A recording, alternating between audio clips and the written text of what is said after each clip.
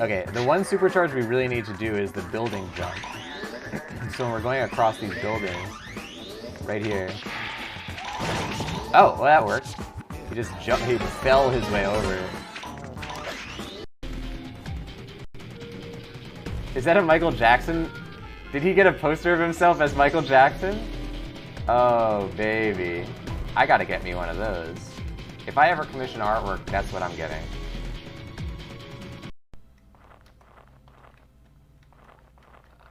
We're getting closer, I can smell it. It smells like ice. You wouldn't think that smells like anything, but I have a very keen nose. Whoa, what's going on with you, Kira? You have a book stuck to your hand or something? What'd you get into, the bottle of super glue? What's going on there, Kira? What happened to your book? Oh god, it's inside of her head and everything. But don't blame me. You should know the artworks are not endorsed by gallery staff. Exhibition of oil paintings by the Sooner world. you go in there, sooner you can come out. Exhibition of oil paintings The by exhibition is through there, if you can call it that. Shut up! By the world-renowned artist Charles Chantenay, featuring new artwork never before. Hit me. Good. Oh no, I don't have any more ice. Is this the end of the voice of Nick? No. Ready for action. Oh wow, they don't give you full health anymore, huh? I thought they used to give you full health after a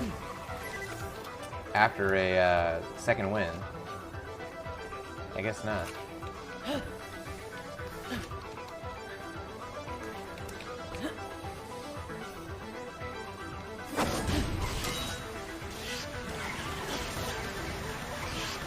Voice of Nick channel, possibly the only place on Twitch where you can get those hot Little Caesar references. Those Edward G. Robinsons. You can't get those anywhere else but here. I will almost guarantee that no one else is referencing Little Caesar on their streams. Okay, well. Then you just do whatever it is that you want to do, Laura. You think you're so great you can just pass up a free bird's nest. We're going for those daring fashion looks. Wow, you look great. Thanks for your business. I'll go ahead and ship what you were wearing just before directly to your storage at home. I think she's being nice. Thanks, please come again. Why the heck was he wearing that costume? I didn't think anyone would buy that. That's what she's saying when we leave the store.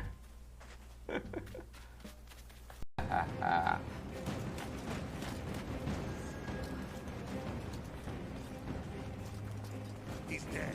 Spread out, let's swing. Got him! Stay on your toes. Get in the bush. Oh no. Got him! The double kill.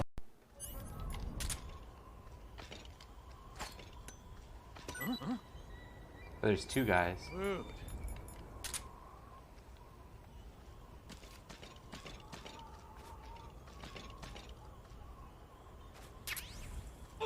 Ooh!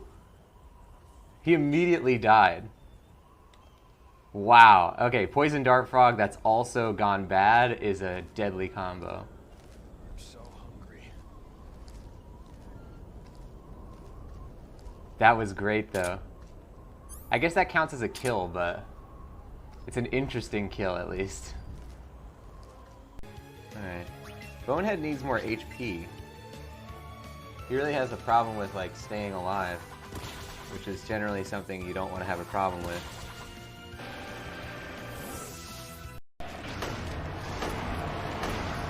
Come on, baby! Heather, you got this! Heather, you got this. You got this. She's just a giant head on a monster body. Nothing to worry about. You got this, Heather. Oh no. We're out of bullets. Do you got this? Oh man. Many men gave their lives to ensure that the contamination of a vital enemy structure classified S4 was carried out successfully. Dang it. Azure Tundra getting that exclamation mark sad in the chat. Thank you, Azure Tundra. We will remember that guy forever. I actually forgot his name. I feel very bad. Decap's trying to fool yourself into cleaning your room. Clean your room! There, is that a motivation? Yeah. Uh-oh. Forlorn. What's up with this guy? He keeps invading us. Quit it with that. Get a life. Uah. Multiple bogeys.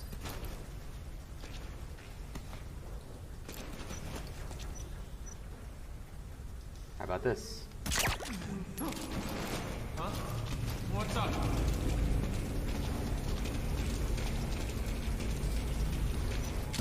Haha! The old 1-2 punch. Spit it out. Oldest trick in the stealthing book. I wonder if Barbie is like Lara Croft. Like she just has, like she's some kind of independently wealthy, like treasure hunter or something. And that's how she has all these like gigantic studies and like all these artifacts and everything. Like who else has statues of poodles in their house? Way to go, Barbie. Lara Croft and Barbie. That's the only two people. Raquel. Game Nerd saying, why is it scientists believe they can control an alien tech despite all warnings? Yeah, I guess that's just the nature of science, like curiosity killed the cat. It certainly killed the cat in this sense. It killed the cat, brought the cat back to life, and then caused the cat to start killing other cats. It's even worse. That's an imp!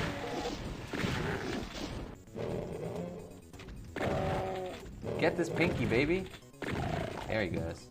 See, they're trying to get me to not get 100% kills, but you know what? You don't fool me, game. You do not fool me. Fool me once, shame on me. Fool me twice, I am killed by a monster. So I won't get fooled twice. Damn, we're really getting hit by that. Alright, we might want to go kill this thing. Now we're gonna have to do this while we're fighting... what's his name?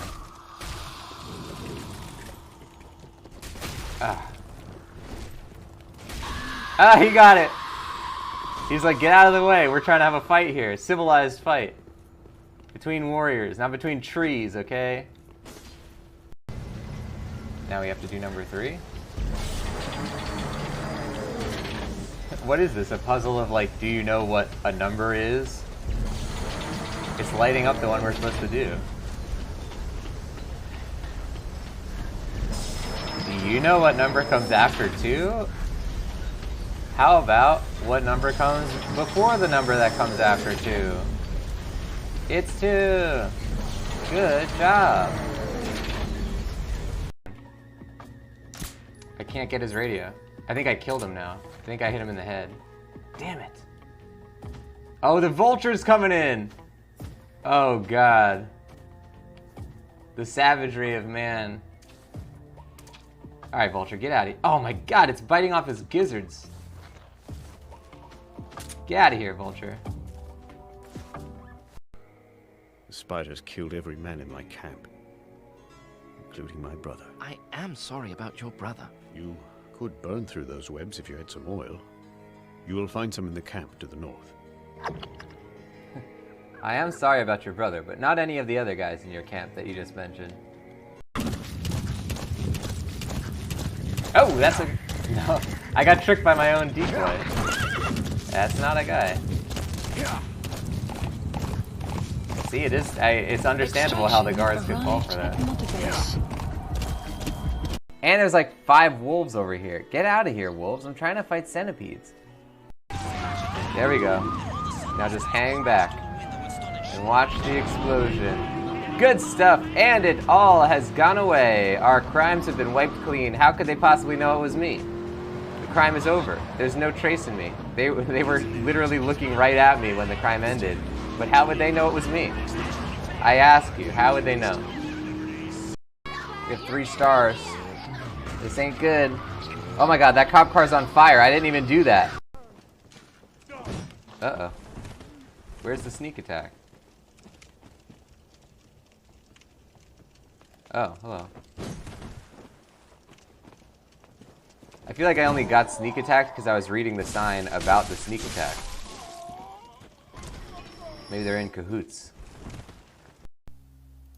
At this point, we just want to check everything, really. And we should really be saving a lot here because those wolves will gank us to high heaven. Oh, somebody's coming in. It's wolves! How do they know how to open doors? Velociraptors are not the only ones.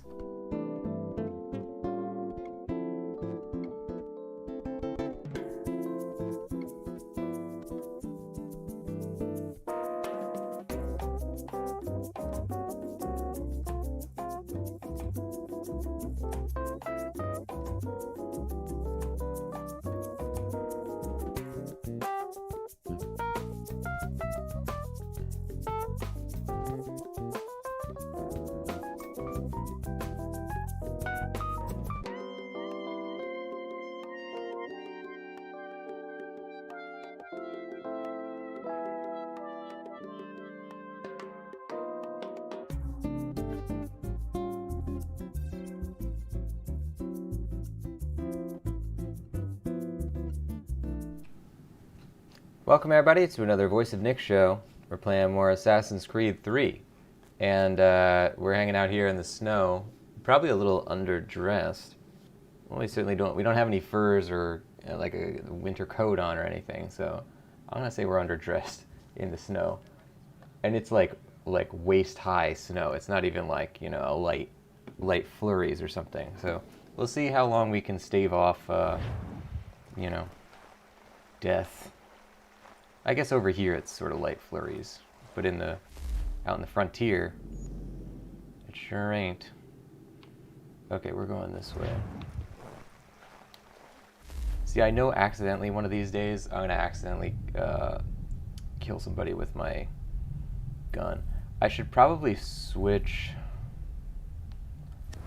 I don't know which one I would want to switch though. Down maybe? Now I don't have the ability to do the unarmed thing.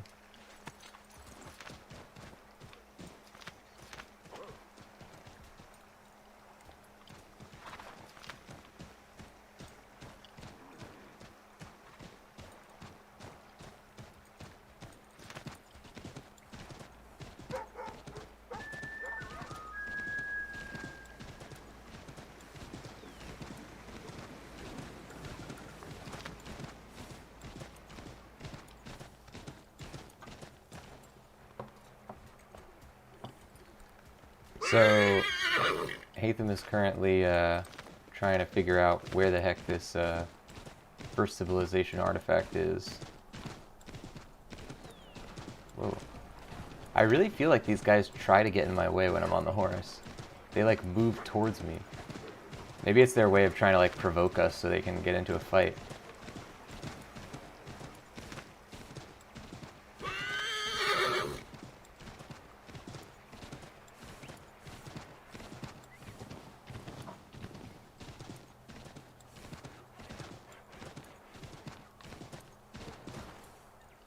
Look at this guy just sawing his wood.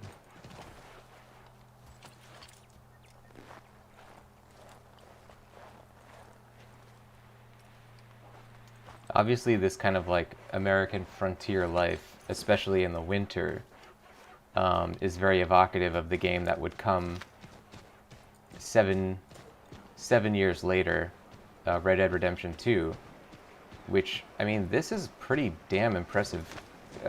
Considering it's 7 years older than Red Dead Redemption 2, which, you know, has a lot of, I feel like, very similar, very detailed touches like that. I mean, this is impressive no matter what, but it's impressive to consider that it's so far predated that game.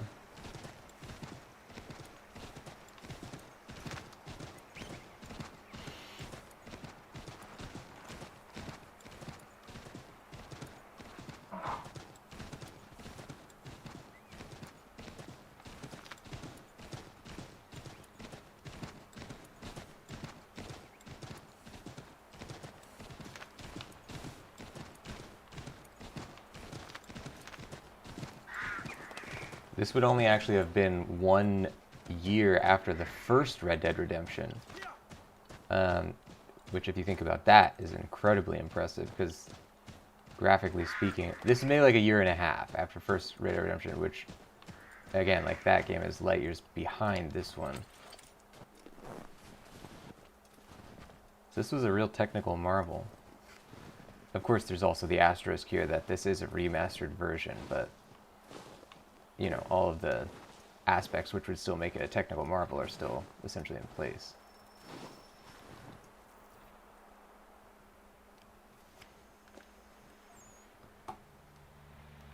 Use the snowstorm to mask your approach. Having second thoughts? Hardly. But I'll have to approach this carefully. Go on then. I'll keep watch from here.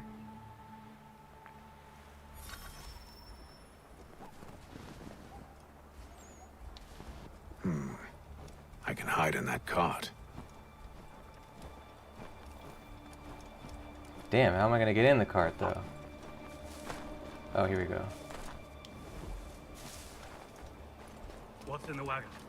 I need a full inventory. As you wish. Let's see. 2 barrels of salt, 12 pounds pork, 10 pounds beef, 7 dozen eggs, 16 wheels of cheese. None of it French, don't worry.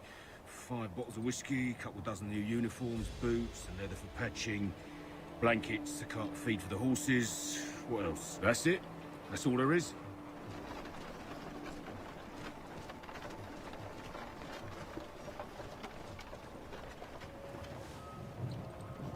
Those cannons are like to cause trouble. Perhaps I could sabotage them.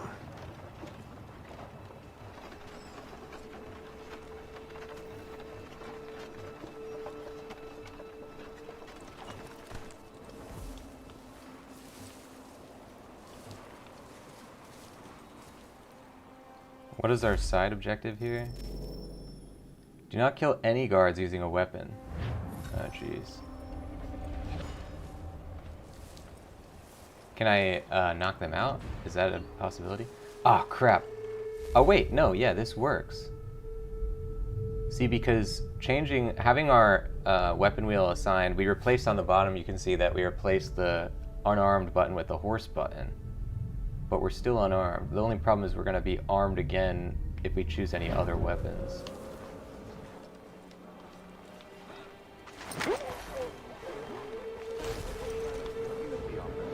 There will be no truce. Damn it! Why, George? What reason did he give? He said a diplomatic solution was no solution at all. That allowing the French to retreat would only delay an inevitable conflict. One in which they'd now have the upper hand. Recognize that voice a million miles away. That's Robin Atkin Downes, who you all should know plays a role in the Metal Gear franchise.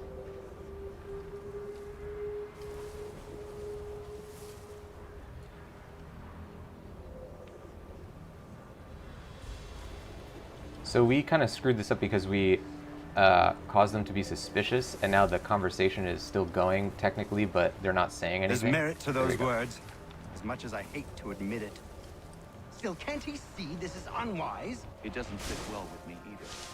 We're far from home with our forces divided. Worse, I fear Braddock's bloodlust makes him careless. It puts the men at risk. I'd rather not be delivering information to mothers and widows because the bulldog wanted to prove a point. Where is the general now? Rallying the troops. And then it's on to Fort Duquesne, I assume? Eventually. The march north will surely take time. There's a copy of the plans in the command tent should you wish to review them. At least this will be ended soon. I tried, John. I know, my friend. I know. That map will surely be of use. I need to find it. Okay, so how do I destroy these cannons? Uh-oh. Better run.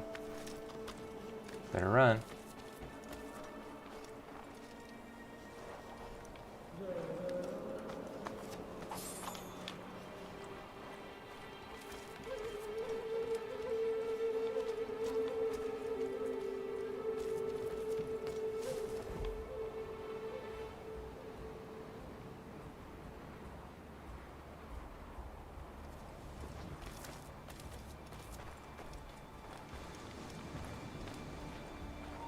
Oh crap.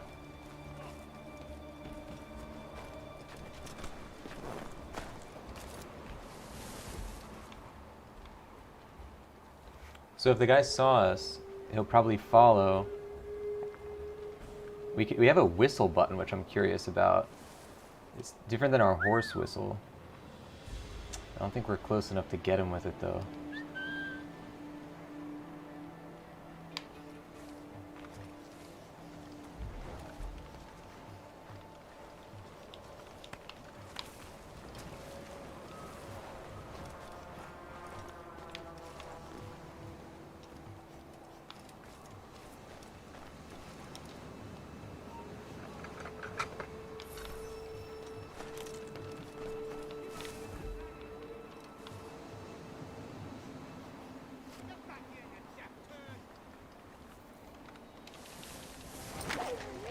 Good.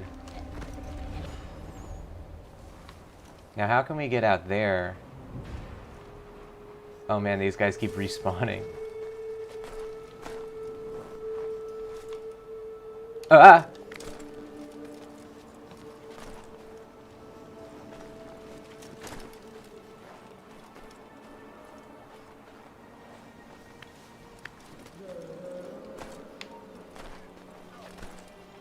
Go, go, go! Get in the bush! Get in the bush, please! Damn. See, that was just BS because they wouldn't let us get in the bush. I should have just jumped on him. I should have pounced on him instead of trying to get away.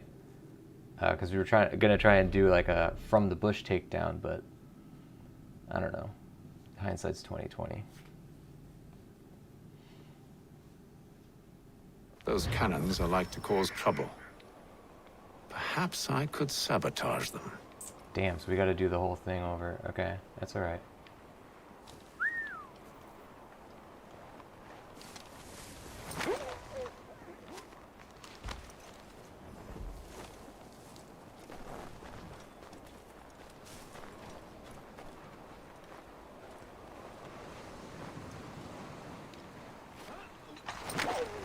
This is a much cleaner way to do the exact same thing, so it's probably for the best. Now, as soon as I go towards that cannon, we're actually going to activate the mission, I think. Oh, maybe not. We might be out of the range.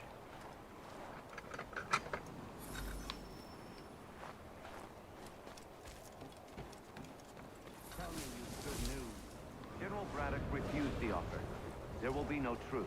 Damn it. Why, George? What reason did he give? He said a diplomatic solution was no solution at all.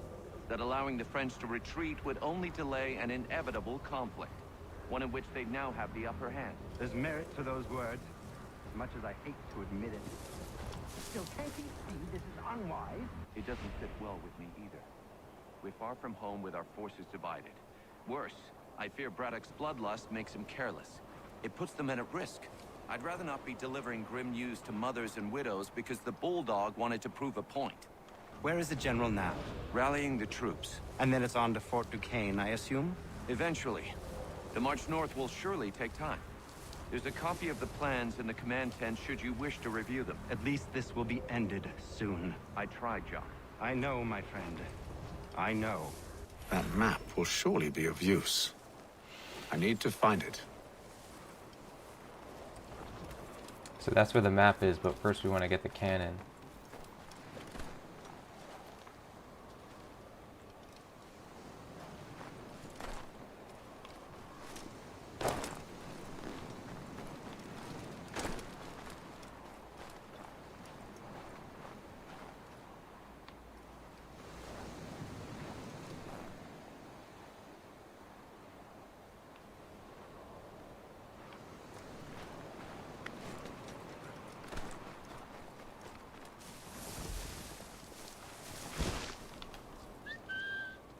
Damn, that guy can't hear from very far away.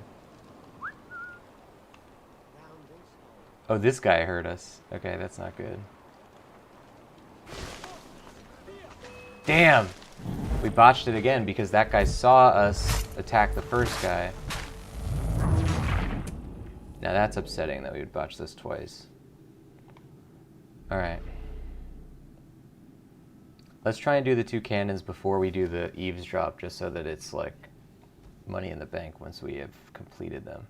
Those cannons are like to cause trouble. Perhaps I could sabotage them.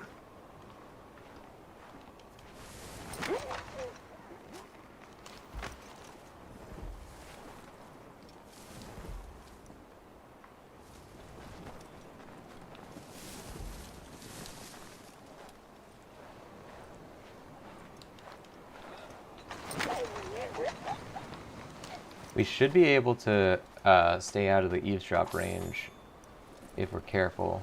Ah!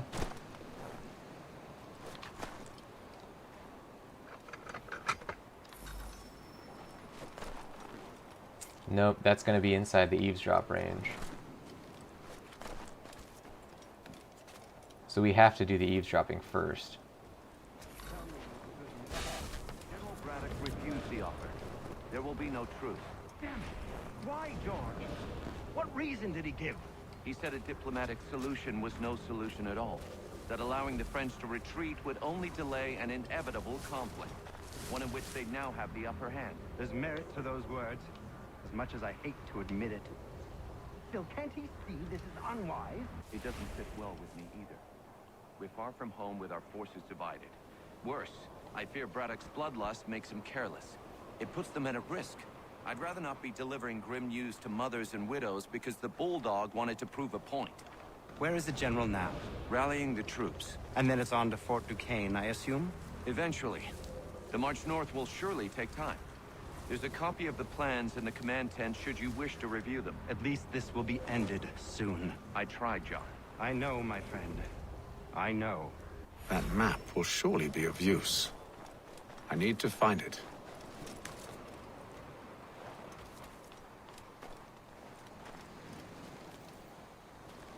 Alright. I still think this is the best direction to come at it from.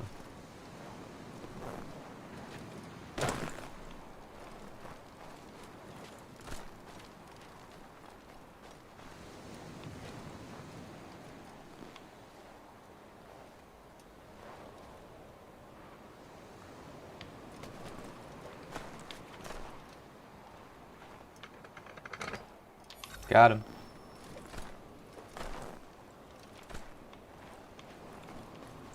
Yeah, that's all we needed to do. We didn't have to do anything fancy, really. Oh, but how do we get back up is the question. I think we have to go through the way that we just were.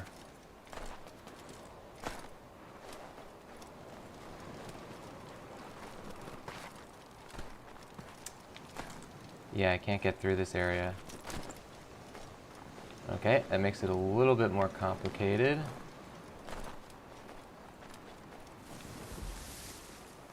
We should still be fine. There's not that many guards.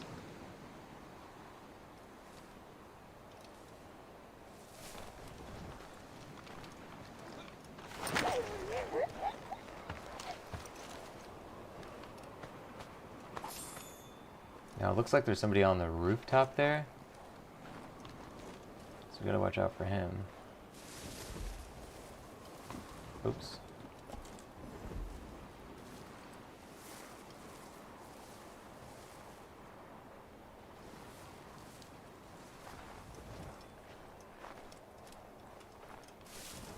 Oh, there's two guys. I think those are the two guys that were in conversation before. So if we just slip past them, good.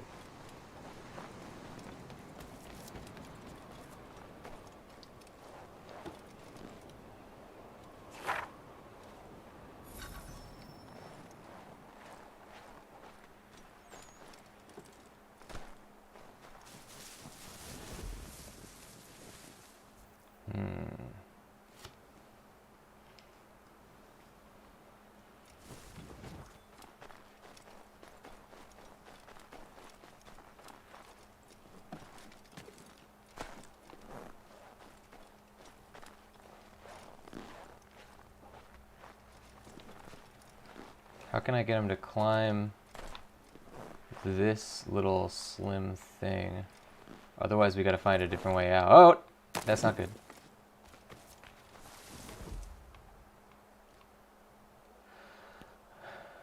Okay, we can't get him to climb that.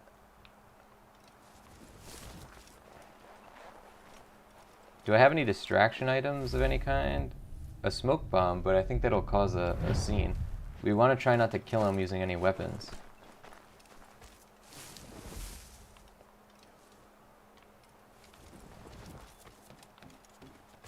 Yeah, they're definitely looking that way.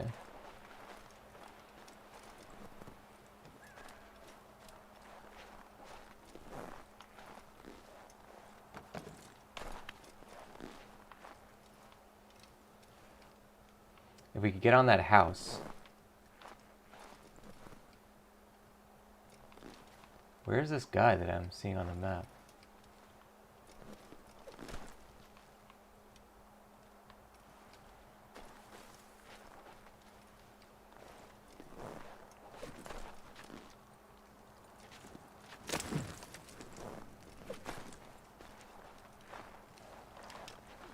I'm not doing very good with like the subtle stealth here, but luckily he didn't notice. Now if we could jump from this house to there, we'll be good. I think it's too far though.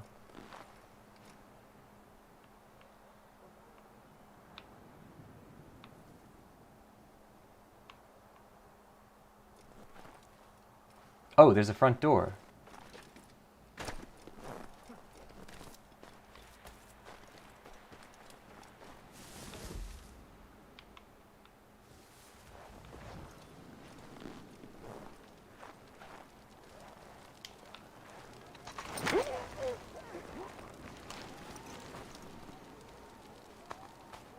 So can we pick up guys still?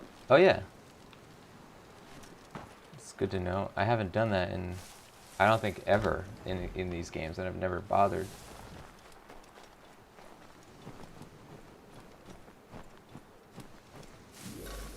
Got him.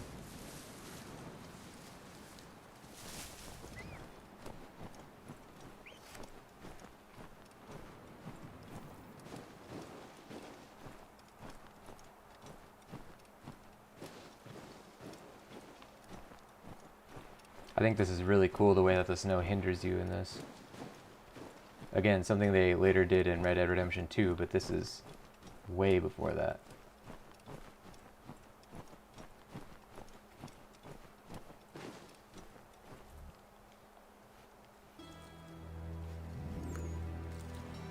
What news? Braddock has left to rally his troops. They're marching on Fort Duquesne. It'll be a while yet till they're ready, which gives us time to form a plan. No need. We will ambush them here near the river. Go and gather your allies. I will do the same. I will send word when it is time to strike.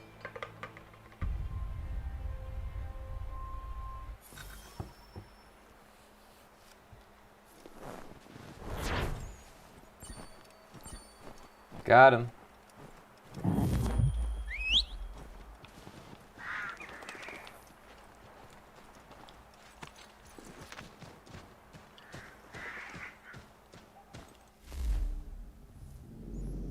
Okay, so we need to go back, sort of, I think this is where we were before. Oh, look at that. View the logbook. How do I do it? Maybe I don't have a logbook yet? I don't know.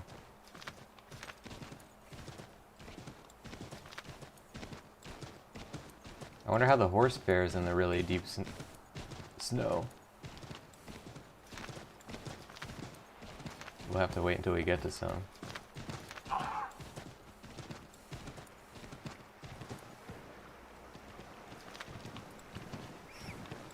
Oh yeah, you can hear it's getting deeper here for him.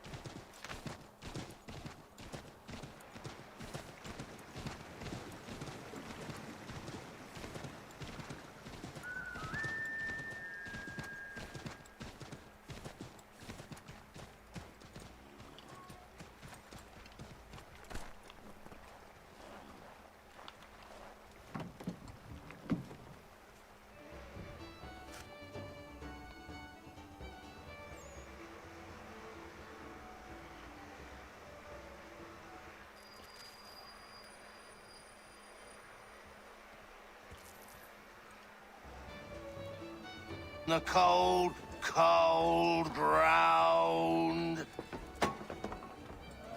Here, here!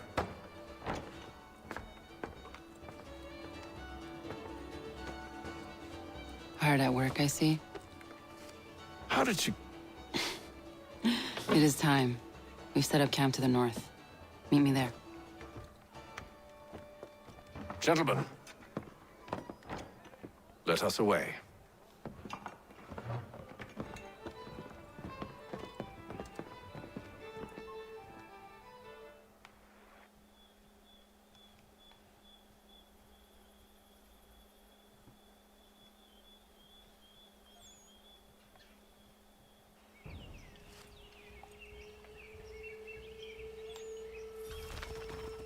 First it was too cold.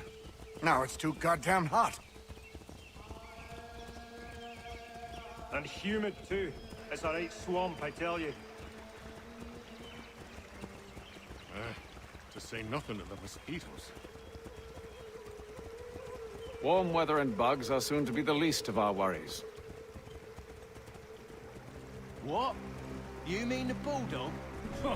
Please. We'll be in that one's beef soon enough and on to the next. Where's your boy Lee gone off to? Returned to finish out his service under Braddock.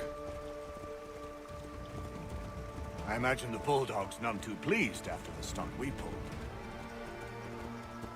Pleased to spin a tale of my incompetence and beg forgiveness. He has a way with words, especially when it comes to flattery. I expect he'll be welcomed back with open arms. Which would give us a man inside. Precisely. Unless you've underestimated our enemy. If I have, Charles will sense it first and make his escape. He's more clever than you think. When this is done, I'm taking a week in New York. It's high time I went and saw the sights. Of empty whiskey bottles and women's breeches, no doubt.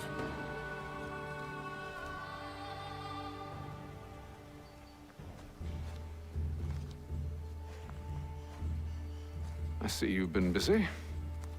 All these men are from many different tribes, united in their desire to see Braddock sent away.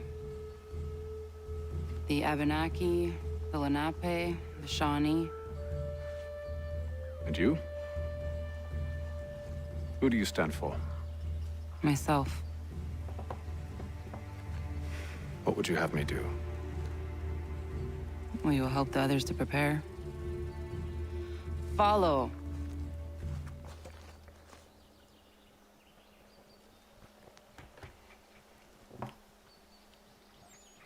They come. Everything all right, sir? Just savoring the moment. No doubt, many wonder why it is we've pushed so far west. These are wild lands, as yet untamed and unsettled. But it shall not always be so. In time, our holdings will no longer suffice. And that day is closer than you think. We must ensure our people have ample room to grow and further prosper. Which means we need more land. The French understand this, and endeavor to prevent such growth. They skirt around our territory, erecting forts and forging alliances, awaiting the day they might strangle us with the noose they've built. This must not come to pass. We must sever the cord and send them back. This is why we ride, to offer them one last chance. The French will leave, or they will die. Now's the time to strike. Wait. To scatter the expedition is not enough. We must ensure that Braddock falls, else he's sure to try again. I'll disguise myself as one of his own and make my way to his side. Your ambush will provide the perfect cover for me to deliver the killing blow.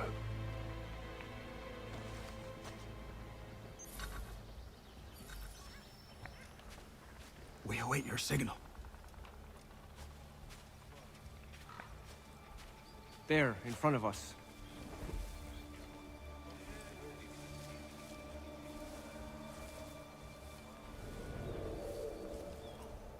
How the hell?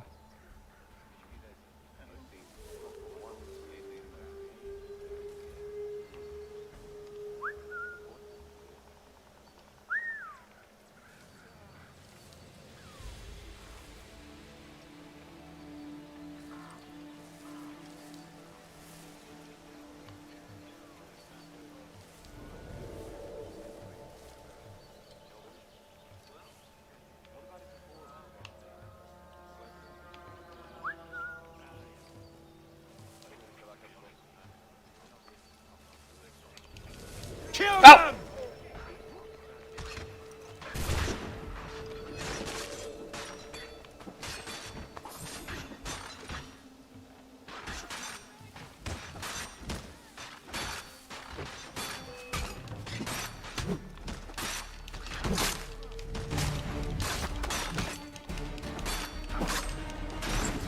Oh.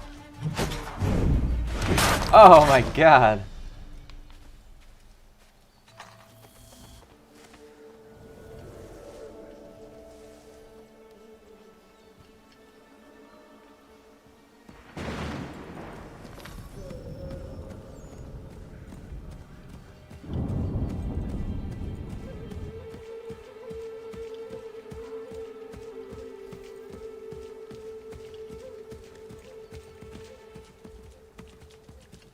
How could anyone call this forest home? It's all mud and bugs and telling you, monstrous we things. packed the cart With the French push back, there'll be a lot of opportunities for us up north.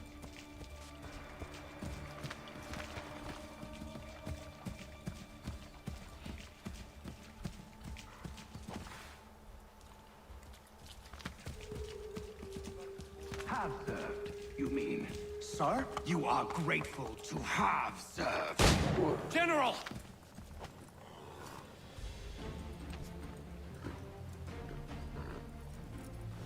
Edward.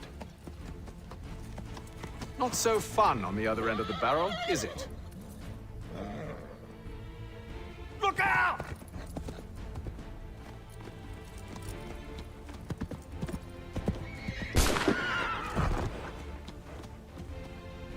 Sir.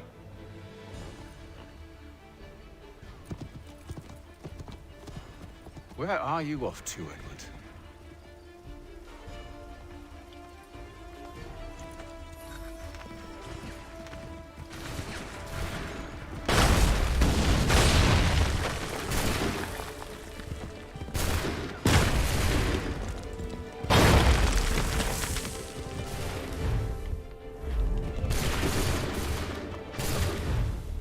Let's get out our sword as our main weapon.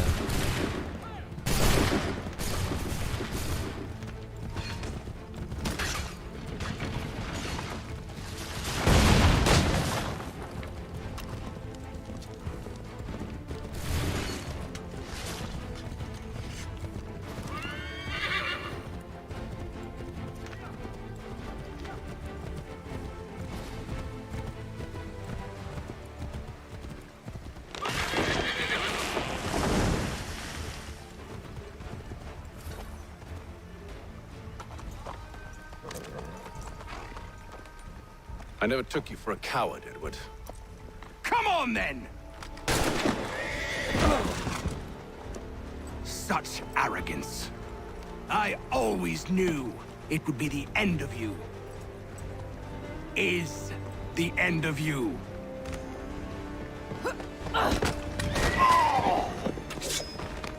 Don't. Hurry before he gets away! I said go!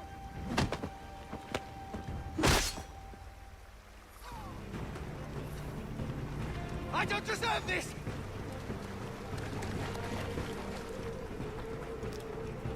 You're a hypocrite, Haytham! I'm sorry, Edward, but you forced my hand.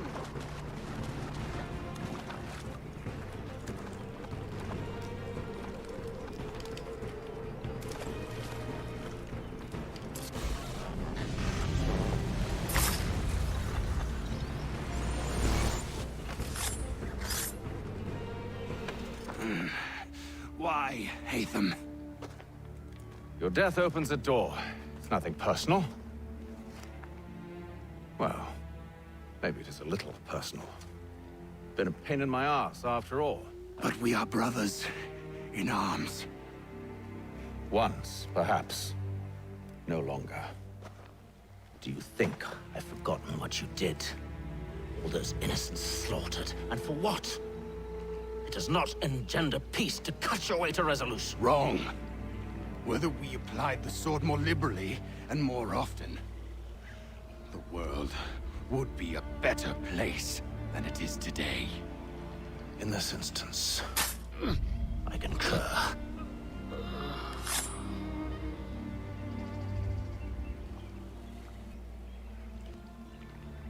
Farewell, Edward.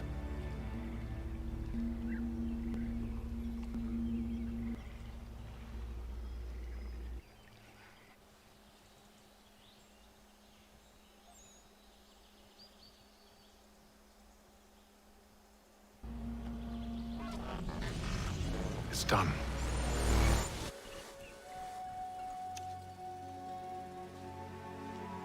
Now I have upheld my part of the bargain. I expect that you will honor yours. Follow me.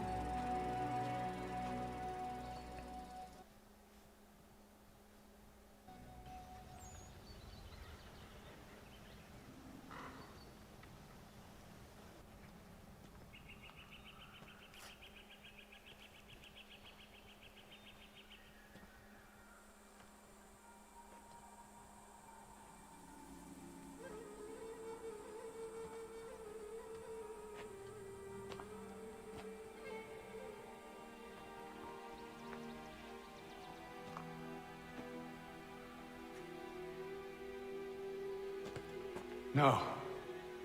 No!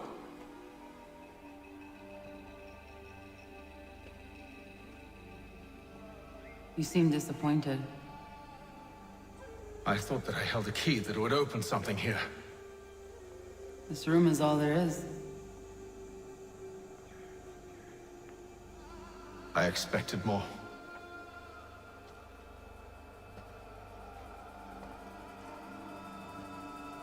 What do they mean? It tells the story of Yodzizu, who came into their world and shaped it for what life might come. She had a hard journey, fraught with great loss and peril. But she believed in her children and what they might achieve. And though she is long gone from the physical world, her eyes still watch over us. Her ears still hear our words. Her hands still guide us. And her love still gives us strength.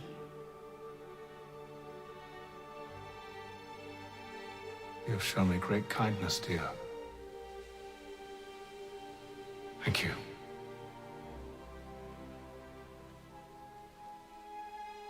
I should go.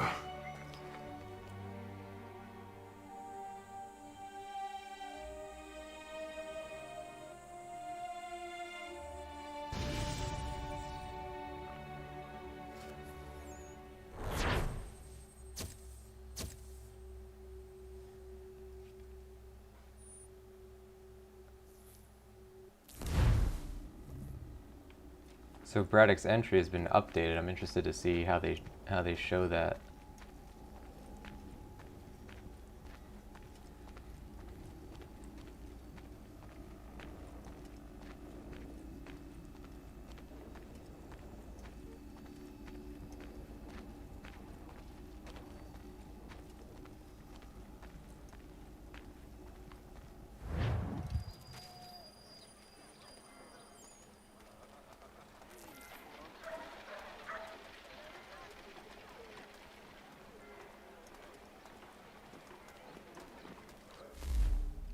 We definitely ran out of recent entries. I'm pretty sure that it's gonna hit the bottom. Yeah, it did. Concord. This was the regulars' destination when they set out from Boston on the day of the battles of Lexington and Concord. Inside the town, the British found cannon, flour, salt food, and musket balls. They broke the cannon and threw the rest into the local mill pond. A bad idea, since the local residents retrieved most of it later, undamaged. In their zeal, the regulars also accidentally set fire to the local meeting house. it happens, and then joined the bucket brigade to help put it out. However, the local militia saw the smoke and thought the regulars had set fire to the whole town.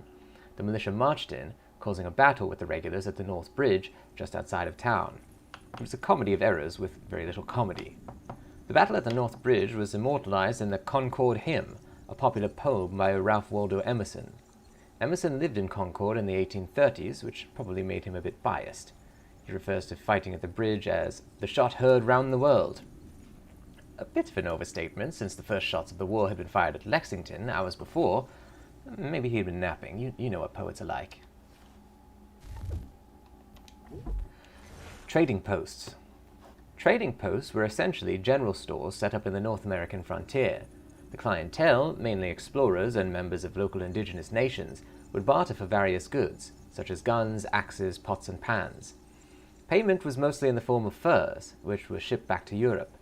The fur trade at the time was extremely lucrative, and one of the reasons that explorers were continually moving onto the frontier that they were hoping to find more and better sources of pelts. There was a reason Davy Crockett only ever seemed to have one hat. Many of the trading posts were privately owned, but they were used to push political agendas as well. For example, after the Revolutionary War ended, the British government used their trading posts to encourage indigenous peoples not to sign treaties with the United States. The United States government took over the colonial fur trade in the colonies in 1796, establishing something called the factory system. The idea was to regulate prices in order to stop exploitation of indigenous peoples by private traders. Unfortunately, under the new system, indigenous leaders were forced to trade large amounts of land to get access to trading posts. Private exploitation had become government exploitation. Okay, that's the only time in history that ever happened.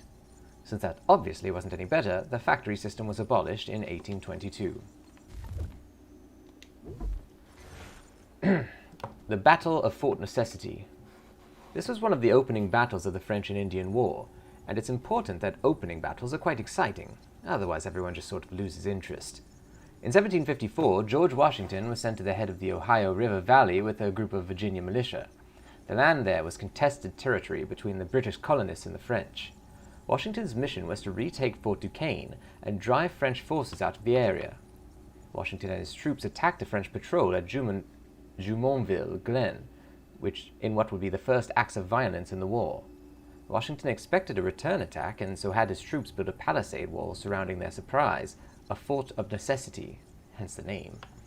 But they might as well have called it the Fort of Inadequacy, because supplies ran low and the militia and their British regular reinforcements were quickly overwhelmed. On July 4th, Washington surrendered, was allowed to retreat, and someone else was put in charge of naming forts. It was Washington's only military surrender, though he had plenty of strategic retreats. PR spin was alive and well even then. John Fraser. John Fraser, also spelled Fraser or Frazier, was a Scottish-born trader living in the area of Fort Duquesne during the French and Indian War, and a participant in the Braddock expedition. Fraser left Scotland sometime after 1745, possibly because of political troubles. The Frasers had supported the Stuarts, who were on the losing end of a rebellion. He set up trade on the upper Allegheny River, but was quickly run out of his cabin by the French. He moved further down the river, near modern-day Pittsburgh, built a new cabin, and continued to trade. Fraser was one of the settlers building a fort on the site of Fort Duquesne, near his own land, when the French took over again.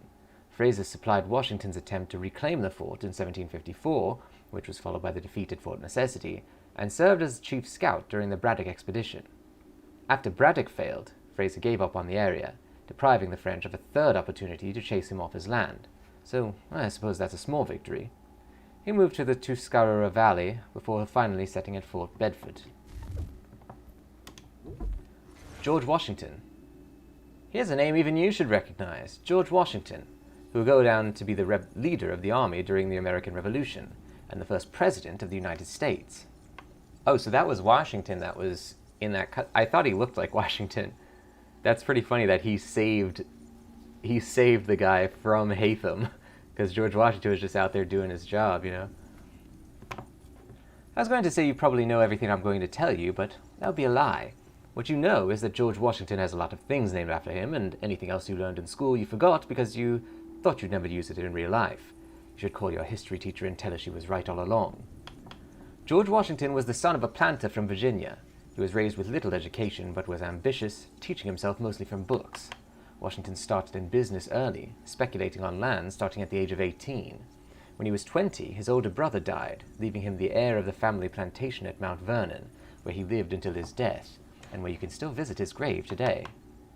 Washington got his military start during the French and Indian War, leading an expedition to Fort Duquesne in 1754, a destination he never reached, having surrendered at Fort Necessity. The next year, Washington headed to Fort Duquesne again, this time as a guide for Edward Braddock during the ill-fated Braddock expedition. Washington went as a volunteer, hoping that working for Braddock would help him get a track to military promotion. Though the battle was a rout, Washington earned credit for organizing the retreat, and later that year was made a colonel in charge of the Virginia militia. Washington completely revamped the militia, with hopes that under his organization and training they would be accepted into the British military. They never were. Washington resigned his post in 1758. I won't say the snub led to his contempt for the British, but snubs rarely help. By the late 1760s, Washington had become active in political life, taking on a role in the Virginia House of Burgesses. He went on to be a member of the Continental Congress, and when war broke out in 1775, he was Congress's choice to lead the army. At the time, Washington said, "I do not think myself equal to the command I am honored with," which I am sure inspired complete confidence in everyone who heard it. Imagine if you were on an airplane and the captain opened with that. It's possible Washington was being falsely modest, but the fact is this: he wasn't a military genius, and he knew it. Though I'm sure it hurts your American pride to hear me say he wasn't perfect. Washington had several narrow misses where the army could have easily been obliterated, at Manhattan and again at Brandywine, among others. Washington won an early victory when he broke the siege of Boston, but he then made the disastrous move of fortifying New York, a city he couldn't defend without a navy he didn't have. Even you can work that one out. He spent the latter half of 1776 retreating across New York and New Jersey, losing battle after battle until Christmas, when he pulled off a successful surprise attack the Hessian troops at Trenton. And while that battle makes sense for some famous paintings, and it did rally the flagging confidence of the public, it was a minor victory in the war. Braddock Expedition, July 9, 1755. This battle was a part of the French and Indian War. In it, Edward Braddock's force of 1,500 British regulars and his militia was decimated by a group of French-led troops half its size. This is not something we talk about much in Britain. Braddock had been sent to capture Fort Duquesne, at the top of the Ohio River. His officers included a young George Washington, possibly because Washington knew the area, having surrendered at Fort Necessity the year before. Braddock's troops were about 10 miles from the Fort Duquesne when they were ambushed by a group of French and indigenous fighters. Braddock's advanced troops were overwhelmed and fell back into the main body of the army. His rear guard didn't hear the order to stop and kept advancing into the main body of the army. The result was chaos. Almost every one of his officers was killed, with the exception of Washington. Braddock himself was fatally wounded. Washington had him carried from the field, and he died 4 days later. An interesting historical note: Braddock gave his officer's sash to George Washington, asking him to preserve it. Washington did. It's still on display at Mount Vernon. The battle is also known as Braddock's Defeat, but interestingly, no one knows why. I'm kidding. If you needed me to tell you why, I don't think you're really cut out for this. Abenaki. The Abenaki nation originated in what's now northern New England and the southern Canadian Maritimes, although suggesting they're only one nation may be a bit of a misnomer, since Abenaki can refer to numerous groups from the same approximate geographic area and language family, Algonquin, since you ask. Although the various Abenaki would join together during crisis events, like when they were under attack from other nations, for the most part they had no central authority. That's probably because what caused the encroachment of British colonists on their land. The British like to have formal governments they could negotiate treaties with. It's just so much more civilized. And sometimes there are canapes, so from the colonist perspective, no central government meant the Abenaki had no claim on the land. Of course, they could have found out otherwise, but that would have taken work and have been complicated, and perhaps, more importantly, the Abenaki might have said no. While the Abenaki tried to remain neutral during the French and Indian War, they were quite literally caught between the two warring British and French colonies, so some conflict was inevitable. For the most part, they sided with the French, who were less responsible for driving them out of their homeland. The lesser of two evils, I suppose you could say, though that's a sentence I never thought I'd say about the French. Lenape. Also called the Lenni Lenape, or the Delaware, before European colonization, the Lenape lived mostly among the banks of the Delaware River in what's modern-day New Jersey and Pennsylvania. The Lenape were one of the first nations to come into contact with Europeans, most significantly with William Penn, who founded Pennsylvania, which was a stroke of luck given his name. While the Lenape relationship with Penn was mostly peaceful, when Penn died, his sons forced most of the Lenape off their land in a deal known as the Walking Purchase. During the French and Indian War, the Lenape sided primarily with the French, though some individual groups would later leave to join the British. In 1778, they were the first to sign a land treaty with the Continental Congress, agreeing to provide scouts to the army in exchange for supplies. I imagine they simply liked fine cheeses and onions. The newly formed United States showed its gratitude by eventually moving the Lenape into isolated communities in Ohio and southern Canada. How wonderfully thoughtful. Shawnee. At the time of the French and Indian War, the people of the Shawnee Nation were mostly living in and around the Ohio Valley, the territory surrounding Fort Duquesne. Traditionally, their hunting grounds had extended into Pennsylvania and Virginia, but they were being slowly moved from their lands by the advancing line of British colonization.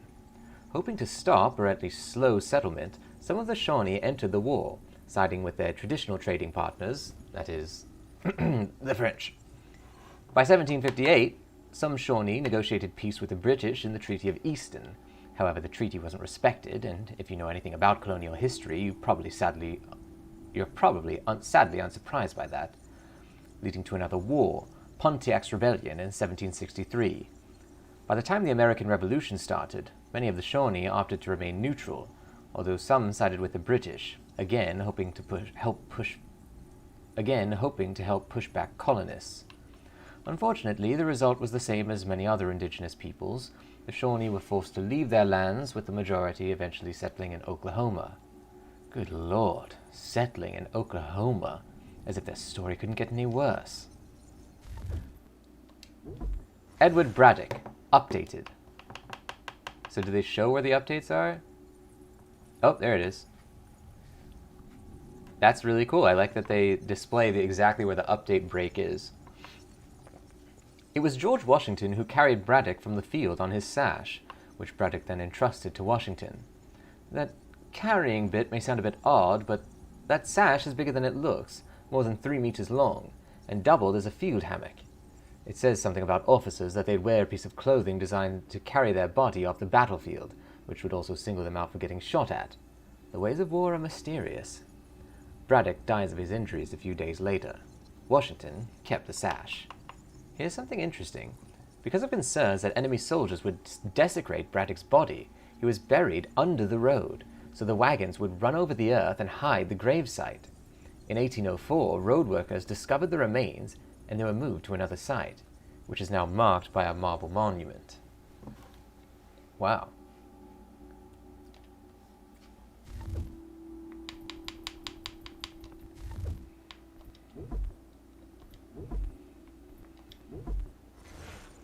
Old Belfry. Originally, Lexington's meeting hall didn't have a steeple for a bell, so a separate belfry was built to summon people to church services, funerals, fires, and of course, to British soldiers trooping into town to raid Patriot weapon caches. The belfry originally stood on a hill near the town, but was moved to this location in 1768, possibly because nobody found it fun to climb a big hill just to ring a bell. Not unless they were a bit simple.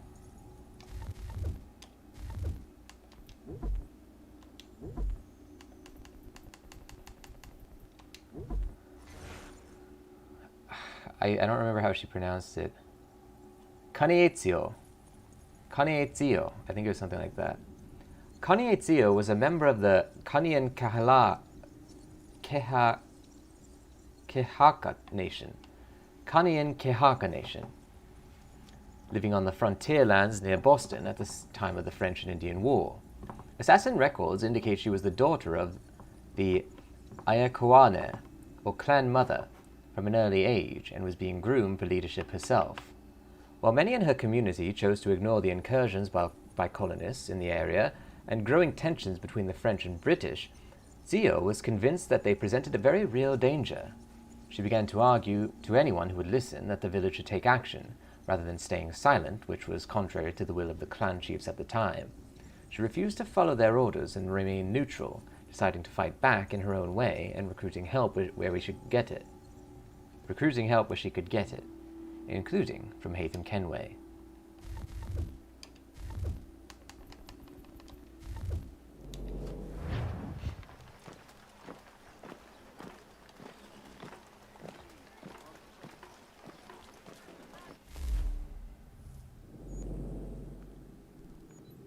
Yeah, I feel like they don't really want us to do a lot of like side stuff right now because they're not really giving us any things around town to do.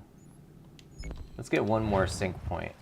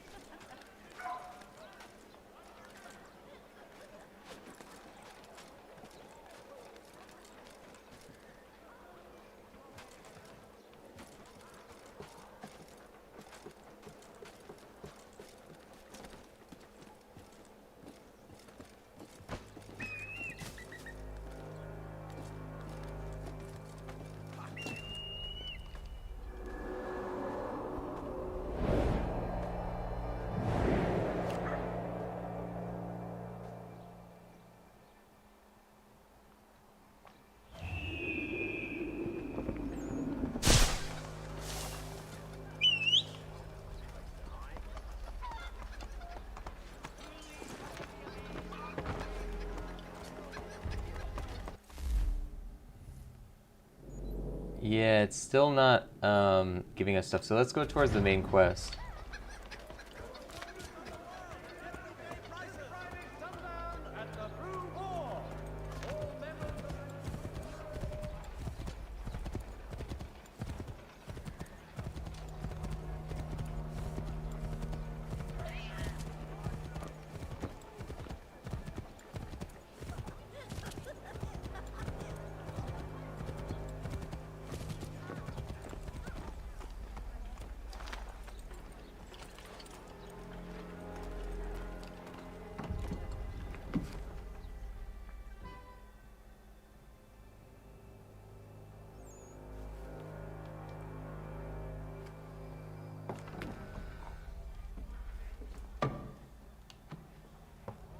Master Kenway.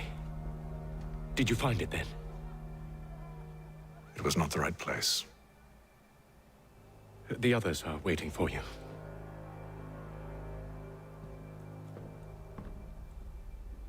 Gentlemen,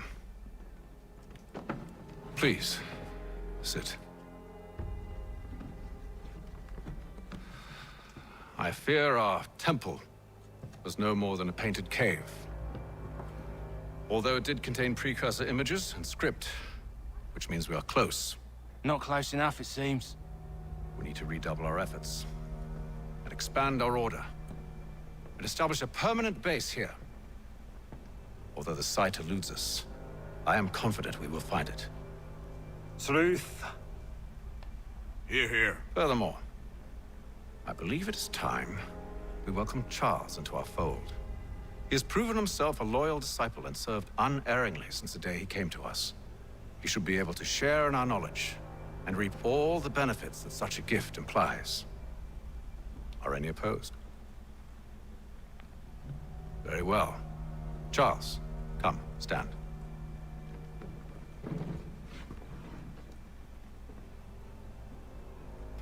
Do you swear to uphold the principles of our order and all that for which we stand? I do. And never to share our secrets nor divulge the true nature of our work? I do. And to do so from now until death, whatever the cost? I do. Then we welcome you into our fold, brother. Together, we will usher in the dawn of a new world, one defined by purpose and order. Give me your hand. You are a Templar. May the Father of Understanding guide us. May the Father of Understanding guide us. Wait, what?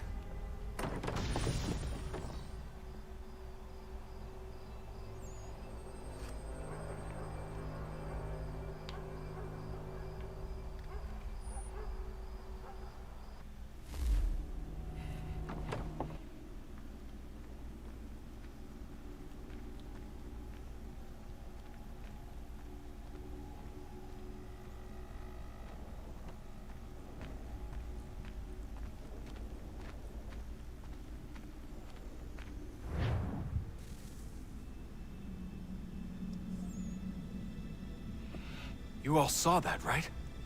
Wow. Wow, indeed. The key must be the amulet Hatham took from London. We might know what it looks like, but we're no closer to finding it.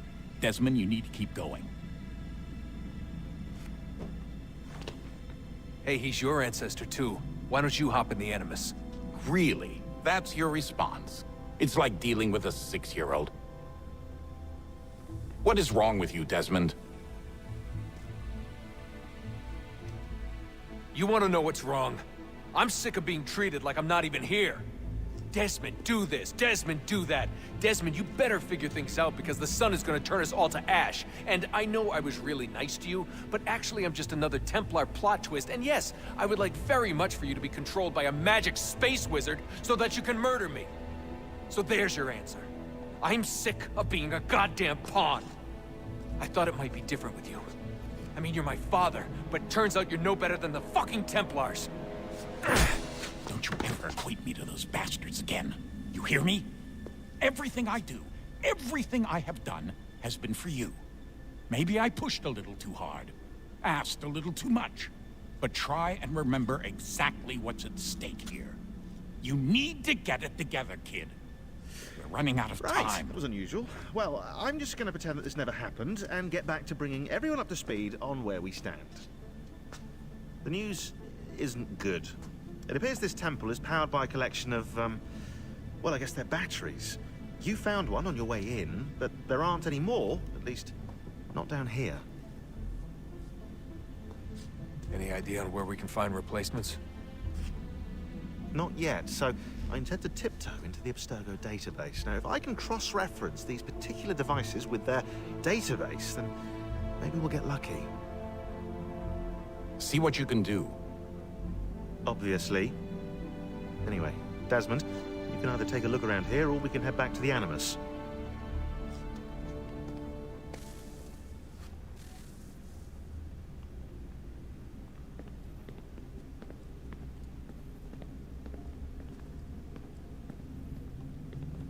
You really think we'll finally get some answers down here? Maybe. Talking to the first... That was the same conversation as before.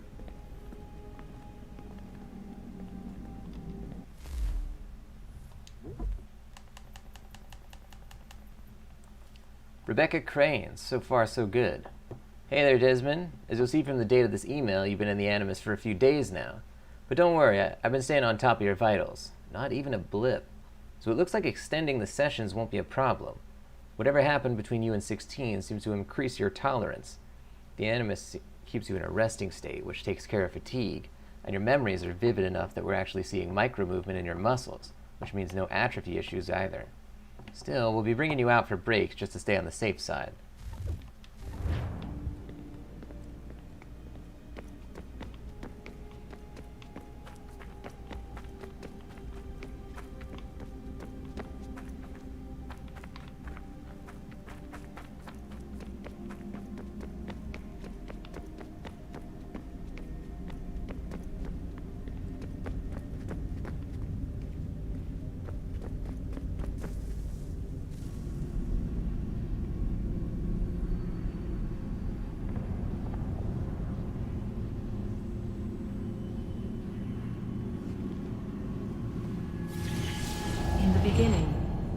thought we could be saved.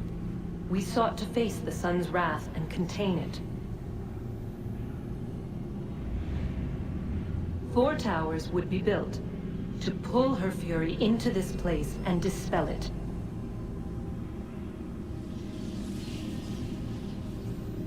But even with all we knew, with all we had, it would take too long.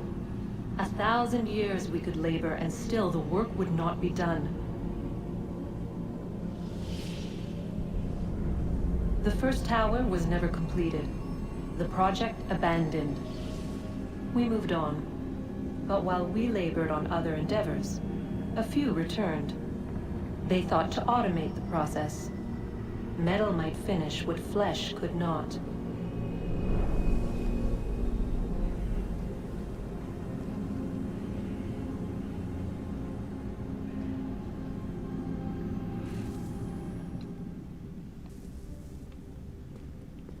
Cool. So there was no real indication that that was going to happen, unless the game would have notified us later. So the moral of the story is that we should just sort of randomly search around until we find stuff, I guess.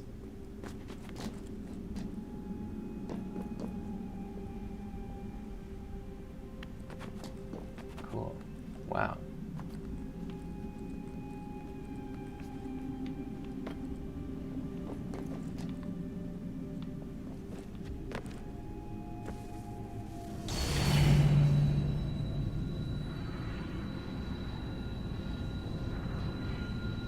If we could not meet the sun's cruel embrace, perhaps we might rebuke it. Already we could generate fields to protect us in times of strife. But these were small and simple things. To replicate them on a scale the size of a world, we lack the energy to make it so. Half the world, they said then. It is better than none at all. We tried. Again, we failed. A quarter, they asked. Even this we could not do. A 6th, an 8th, a 10th, they cried. The answer was still the same. Perhaps in time a city might be spared. But it was time we did not have. So we moved on.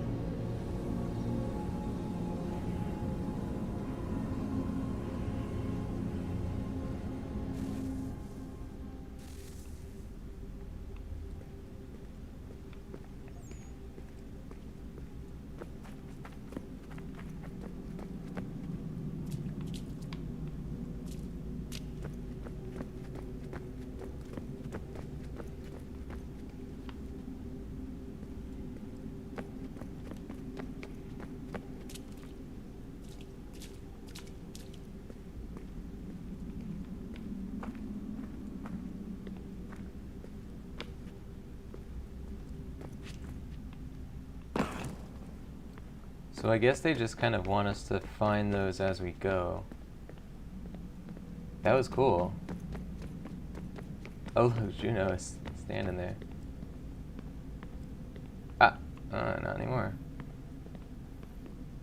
I wonder if she was there before.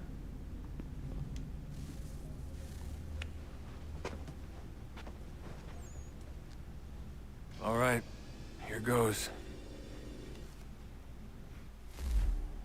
Undan nizero het stanyu. Awira awa unte yard on jadagu. Tone warda nagarade. Desajera nero niha. Nekti yate huwayatane kera. Azekante tajajera oni. Nekti ya otena degari wastakwe. Agungwe da sun a wahuan nordungwe zi niot nesagodaya ogunga. Zewajera sriat dizax ne hatham. Raganero kwakwe unte zini togwanyu.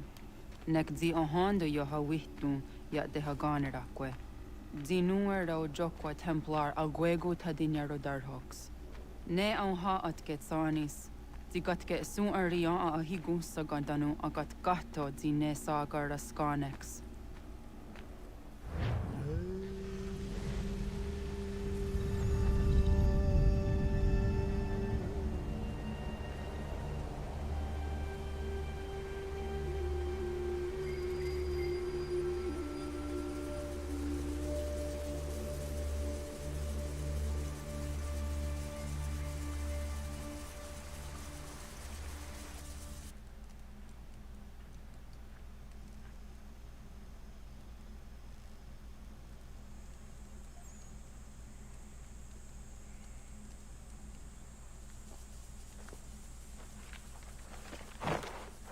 Zit Wande Sta. Onisa Jerdha. Ya Otana Gwanek Gwanek. Radunagedu, the Wakarichirunyana, Runajagedu Nadaratu Danuyakodunis.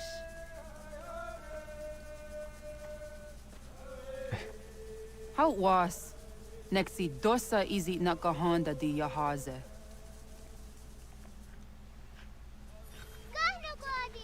Era izuit di jono wat stage. Gariwes wat geno hardenyu tigo yorunya zawadak kwanya sua. Gonna skoksa rona Johnny. Wow. I'm super excited about this. Ladies and gents, that's going to do it for Assassin's Creed 3. Thank you for joining the show. The channel is called The Voice of Nick. If you want to see more, don't forget to hit the follow button, and I'll see you next time. Bye-bye.